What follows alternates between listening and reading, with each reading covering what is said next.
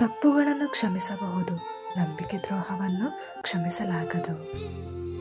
ಮನುಷ್ಯ ತನ್ನ ಜೀವನದ ಮುಕ್ಕಾಲು ಭಾಗ ಕತ್ತಲಿನಲ್ಲಿ ಭೂತ ಭವಿಷ್ಯ ಬಗ್ಗೆ ಯೋಚಿಸುತ್ತಾನೆ. ವರ್ತಮಾನವನ್ನು ಮರೆತು ಬಿಡುತ್ತಾನೆ. ಅದಕ್ಕಾಗಿಯೇ ಅವನು ಬೆಳಕಿಗೆ ಬರುವುದಿಲ್ಲ. ಕಿವಿಗೊಟ್ಟು ಕೇಳಿದರೆ ಸುಡುಗಾಡಿನಲ್ಲೂ ಸರಿ ಹೊತ್ತಿನಲ್ಲಿ ನೊಂದ ಜೀವಗಳ ಯಾತನೆ ಕೇಳಿಸುತ್ತದೆ.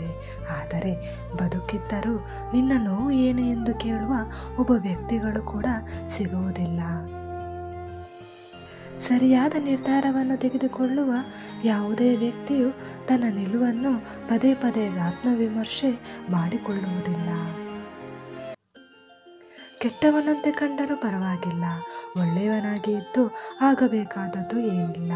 ಒಳ್ಳೆಯತನಕ್ಕೆ ಸಿಕ್ಕ ಬಹುಮಾನಗಳು ಜೀವನದಲ್ಲಿ ತುಂಬಿ ಹೋಗಿವೆ, ಸಾಕು. ಇನ್ನೂ ಹೆಚ್ಚು ಈ ರೀತಿಯ ಕವನಗಳು ಹಾಗೂ ಒಂದು ಒಳ್ಳೆಯ ಸಂದೇಶವನ್ನು ಬರೆಯಲು ನನಗೆ ನಿಮ್ಮ ಪ್ರೋತ್ಸಾಹವು ಬಹಳ ಮುಖ್ಯವಾಗಿದೆ. ಹಾಗಾಗಿ ಎಲ್ಲರೂ ಸಬ್ಸ್ಕ್ರೈಬ್ ಮಾಡಿ, ಶೇರ್ ಮಾಡಿ ಹಾಗೂ ನನ್ನ ಯೂಟ್ಯೂಬ್ ಚಾನಲ್ಗೆ ಸಪೋರ್ಟ್ ಮಾಡಿ. ಧನ್ಯವಾದಗಳು.